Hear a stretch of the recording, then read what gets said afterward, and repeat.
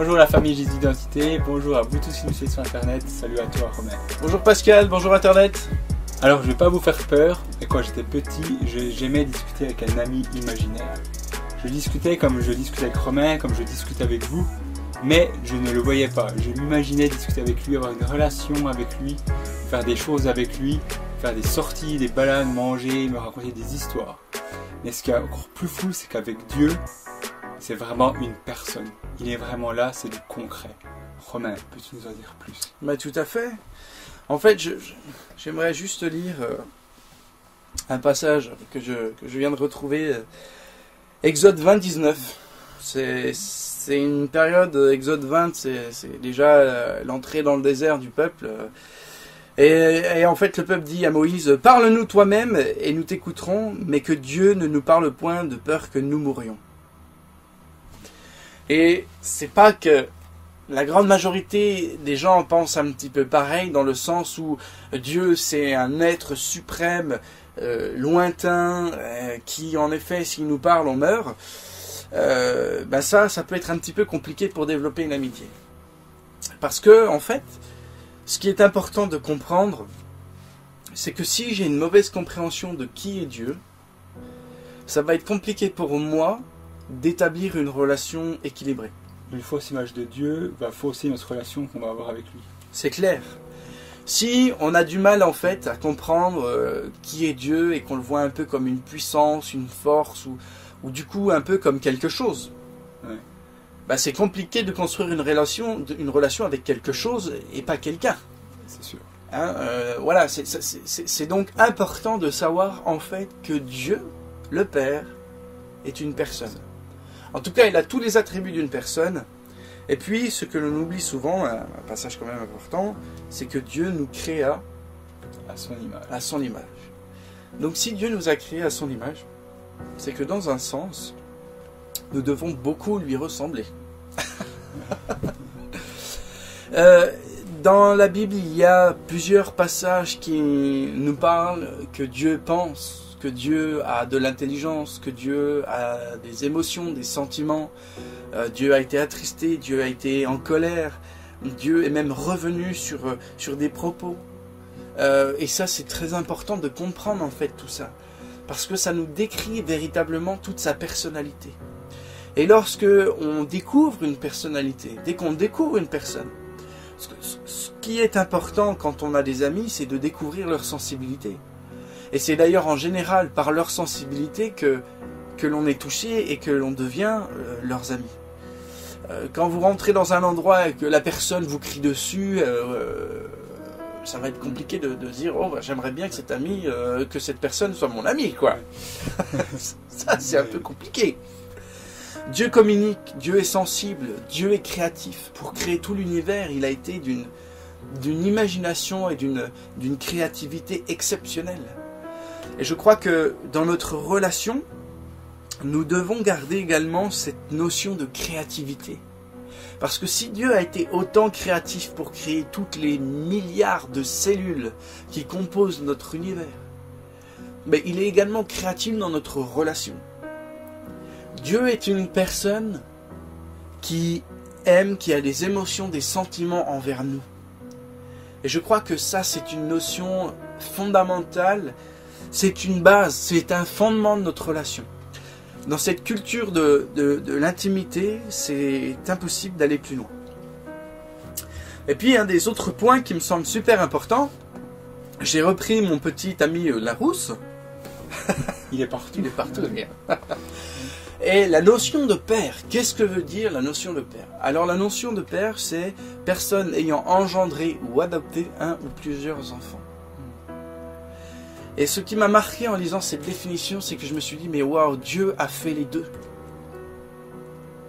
Il t'a engendré. Il nous a engendrés et il nous a rachetés. Il nous a rachetés, il nous a adoptés. Je veux dire, c'est extraordinaire d'avoir cette notion. Dieu a créé l'homme à son image et ensuite, il a renvoyé son Fils pour nous racheter au prix d'une grande valeur. Je crois que ça, c'est une notion fondamentale pour comprendre véritablement qui est Dieu. Et vous n'avez point reçu un esprit de servitude pour être encore dans la crainte, mais vous avez reçu un esprit d'adoption par lequel nous crions « Abba Père », c'est dans Romains 8,15. Nous avons été adoptés. Nous sommes héritiers, co-héritiers du trône, selon la parole de Dieu. Je crois que ça, c'est un fondement pour nous de comprendre que Dieu, le Père, le Papa, est une personne qui est là, qui veut véritablement rentrer dans une relation profonde et sincère avec nous.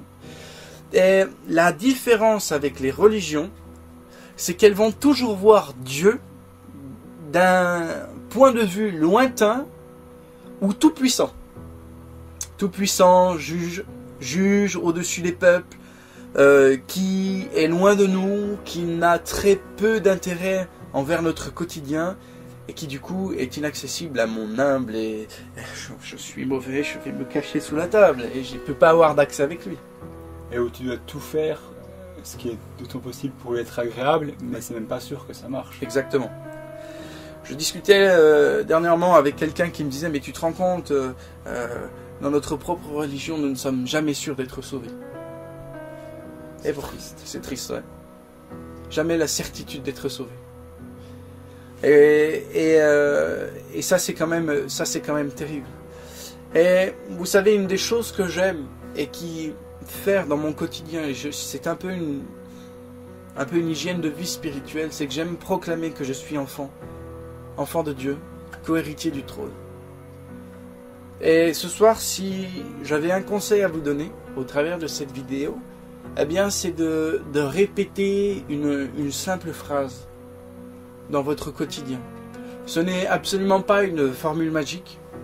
C'est juste un conseil et vous pouvez adapter cette phrase à votre guise. Mais je sais que dernièrement, j'ai rencontré quelqu'un qui ne pouvait pas dire « papa ». C'était impossible. C'était Père éternel, éternel ou Dieu tout-puissant. Mais c'était impossible pour elle de dire papa. C'était une notion trop proche, trop familière, trop intime. Alors que Dieu veut véritablement être intime, exactement. Alors vous pouvez répéter, mon papa est une personne qui m'aime. Mon papa est une personne qui m'aime. Mon papa est une personne qui m'aime. Ouais. Ça, c'est une phrase qui pèse pas de mine, mais qui est tellement puissante parce que je proclame que mon papa est une personne qui m'aime. Il m'aime. La seule chose qui fait le lien entre lui et moi, c'est cet amour inconditionnel. Et quand on proclame ça, je vous assure qu'on réjouit le cœur du Père parce que ça veut dire qu'on comprend et qu'on accepte cet amour. Et Jésus est venu mourir pour nous redonner accès à ce trône, à cet amour-là. Alors, soit on choisit d'être comme le peuple hébreu dans les Exode 20-19 qui dit « Non, parle-nous toi parce que nous on a peur de mourir ». On a cette capacité, cette opportunité, cette chance de revenir vers le Père et d'avoir un accès, mais illimité, en paix, simple. Et pour faire un petit clin d'œil à une précédente vidéo, je voudrais vous dire que votre papa ce soir, il vous attend sur le canapé. Il vous attend vers le canapé, auprès du feu, pour prendre un temps avec vous. Et c'est ce qu'on voudrait véritablement vous souhaiter. D'aller vers ce Père Céleste qui vous aime, qui a des émotions, qui a des sentiments, qui est triste quand vous êtes triste, qui se réjouit quand vous êtes en joie. Véritablement, allez vers lui et découvrez-le comme une personne et non comme une puissance lointaine. Ce n'est pas ce qu'il est. Il est une personne qui vous attend. Alors dans le nom de Jésus, bon tête à tête. Bonne soirée à tous les amis. Ciao, ciao.